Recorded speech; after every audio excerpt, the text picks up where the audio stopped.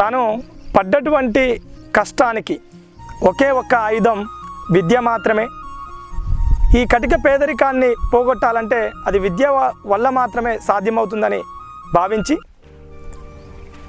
ఎన్నో అవాంతరాలు ఎదురైనప్పటికీ ఒక జేఎల్ టాపర్గా ఉండి ఆ తర్వాత తనకు ఒక మంచి చక్కని జీవితం ఉన్నప్పటికీ కూడా నేను మాత్రమే కాదు ఈ వ్యవస్థను కూడా మార్చాలన్నటువంటి ఆలోచనలతో పిల్లలకేం కావాలి, పిల్లలు ఏం కావాలి అనే పుస్తకాన్ని ఇటీవల ఈ సమాజానికి పరిచయం చేసినటువంటి గొప్ప వ్యక్తి డాక్టర్ బెల్లి యాదయ్య సార్.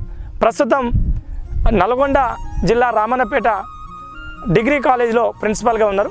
ఇటీవల కాలంలో వెలుగులోకి వచ్చిన పిల్లలకేం కావాలి, పిల్లలు ఏం కావాలి అనే పిల్లల భవిష్యత్తు గురించి అర్థవంతంగా చెప్తూ రాసినటువంటి అభ్యాసన వ్యాసాలు సంచలనంగా మారాయి. బాయి గడ్డన గొడ్డు గొర్రె నదిలేసి ఉపాధ్యాయుడిగా బడివైపుకు వచ్చి 3.5 దశాబ్దాలు కావస్తుంది అనే వ్యాఖ్యానంతో మొదలైనటువంటి ఈ పిల్లలకేం కావాలి, పిల్లలు ఏం కావాలి పుస్తకం పిల్లలకు ఏ మేరకు సక్సెస్ రావాలో అనేక వ్యాస రూపాల్లో చెప్పడం జరిగింది. సార్ని ఒక ఇంటర్వ్యూ రూపంలో మేము ముందుకు తీసుకొచ్చే ప్రయత్నం చేద్దాం.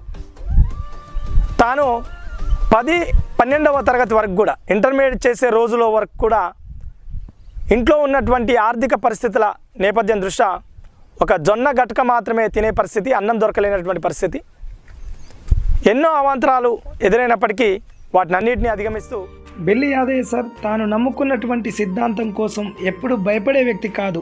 బడిలో నేనేం నేర్పాను అనే దానికంటే నేనేం నేర్చుకుంటున్నాను అని సగర్వంగా ప్రకటించే వ్యక్తి. నిజంగా రామన్నపేట డిగ్రీ కళాశాల అభ్యర్థులు, విద్యార్థులు చాలా అదృష్టవంతులనే చెప్పుకోవాలి. తాను విద్యను అందించే దశలో నేర్చుకుంటే తప్ప పూర్తి స్థాయిలో అభ్యర్థులకు కానీ విద్యార్థులకు కానీ అందించలేనని సగర్వంగా ప్రకటించారు. ఈ ప్రశ్న నన్ను మరింతగా మండించడం మొదలై 25 ఏళ్లు దాటుతుంది. ఎక్కడో ఓ పదవి విరమణ ఉపన్యాసంలో నేను చెప్పినట్టు గుర్తుంది.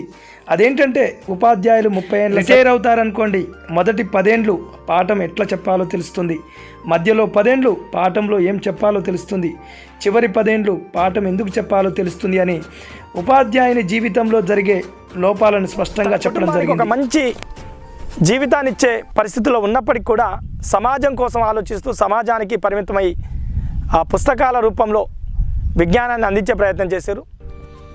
ఇదే పుస్తకంలో పోరడు బడికి రాబట్టి 6 నెలల పొద్దు అక్షరం రాలేదు, ఏందని అడిగితే నన్నేం చేయమంటావు, మీ పిల్లగానికి రాదంతే అంటావు, నోరు లేని పశుల్ని సాగగట్టి పని నేర్పుతాం, నోరున్న మెదడున్న పిల్లగాన్ని చేతుల పెడితే ఏది రాదంటావు అని లెర్నింగ్లో ఇవ్వాల్సినటువంటి పద్ధతుల్లో మార్పు గురించి చర్చించడం జరిగింది. అందరిది ఒక కోణం అయితే బెల్లి యాదయ్య సార్ది మాత్రం ఒక స్ట్రైట్ ఫార్వర్డ్ ఒకటే కోణం. విద్యనే అన్నిటికీ సమూలమైనటువంటి మార్పులు సృష్టిస్తుంది అనేది సార్ చెప్తున్నటువంటి వర్షన్. చదువుల ప్రక్రియ సక్సెస్ కావాలి అన్నప్పుడు విద్యార్థికి 4 వ్యక్తుల పాత్ర ఖచ్చితంగా ఉంటుందని చెప్పడం జరిగింది.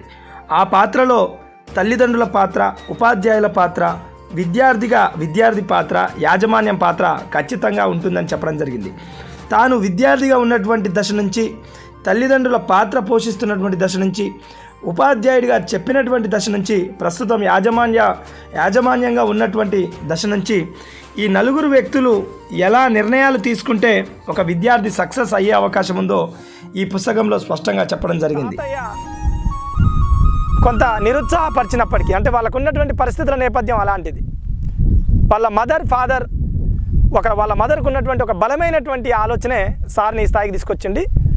సో సార్ ఇంకా అనేక బుక్లను కూడా, సో ఈ గ్రామీణ నేపథ్యం దృష్ట్యా ఎర్రెద్దు అనే ఒక పుస్తకం, ఒక జంతువులపై ఉన్నటువంటి తన మక్కువని, తనకిష్టమైనటువంటి విధానాన్ని చూపించండి ఎర్రెద్దు అనే పుస్తకంలో. ఇక తర్జన అనే పుస్తకంలో వాళ్ళ తండ్రి యొక్క పాత్రను గురించి నాయన అనే పేరిట ఒక వ్యాసం చెప్పడం. సో ఒక అత్యంత దగ్గరగా మనకు గ్రామీణ నేపథ్యం నుంచి ఉన్నటువంటి పరిస్థితులు, పరిణామాలు ఒక వ్యక్తిని ఎలా సక్సెస్ చేస్తాయో, మనిషి ఎలా సక్సెస్ కావాలో ఎప్పుడు పరితపించేటటువంటి వ్యక్తి డాక్టర్ బెల్లి యాదయ్య సార్. పిల్లలకు ఇవ్వాల్సినటువంటి సక్సెస్ కోసం 1994లోనే ఆలోచన మొదలైంది. 2002 తర్వాత వాటికి వ్యాసాల రూపంలో ఆచరణ మొదలైంది. ఆలోచనే అసలు నైపుణ్యంగా కొత్త చూపు తపనలతో ఆవిష్కారాలు సాధ్యం. గురుకుల వైపే అందరి చూపు. గాడిలో పడాల్సిన ఉపాధ్యాయ విద్య. ప్రణాళిక ఉంటే ఫోబియా దరిచేరదు. అకాడమిక్ రచనల వైపుకి విద్యార్థులను మళ్లించాలి. నైపుణ్య వ్యత్యాసాల అనుసంధానం నేటి అవసరం. సోషల్ యాక్టివిజం తీరుతున్న కర్తవ్యం. ఇవే కాకుండా యువతను దృష్టిలో పెట్టుకొని అనేక వ్యాసాలను రాశారు ఈ పుస్తకంలో. అంటే మనకు వచ్చిందే కష్టం అనుకుంటున్నటువంటి తరుణంలో ఇలాంటి పరిస్థితులను చూస్తున్నప్పుడు మనం కొంత మోటివేట్ కావడానికి అవకాశం ఉంటుంది. తాను మాత్రమే సక్సెస్ కాదు, సార్కు ఇంకొక నలుగురు బ్రదర్స్ ఉంటారు. అందరినీ కూడా డిఫరెంట్ సెక్టార్లో సక్సెస్ చేయడం జరిగింది. Thank you sir, thank you so much. మీరు మాకు అవకాశం ఇస్తే మరొక వీడియోలో కంపల్సరీ ఇంటర్వ్యూ రూపంలో మా ఛానల్ ఆస్పిరెంట్స్ కోసం మేము ముందుకు వచ్చే ప్రయత్నం చేస్తాం. ఈ పుస్తకం సమాజానికి చాలా వరకు మేలు చేస్తుందని మా డువాడే ఛానల్ భావిస్తుంది. సో ఎవరైతే తల్లిదండ్రులుగా ఉన్నటువంటి వాళ్ళు, ఉపాధ్యాయులుగా ఉన్నటువంటి వాళ్ళు, విద్యార్థులుగా ఉన్నటువంటి వాళ్ళు ఈ పుస్తకాన్ని కొంత చదివే ప్రయత్నం చేయండి. డెఫినెట్లీ మీకు ఆ విధానం, ఒక పిల్లలు సక్సెస్ విధానం ఎలా ఉంటుందనేది తెలవడానికి అవకాశం ఉంది. Thank you so much. మరొక మంచి వీడియోలో మరొక వీడియోతో వచ్చే ప్రయత్నం చేస్తాం. థ్యాంక్ యూ అండి.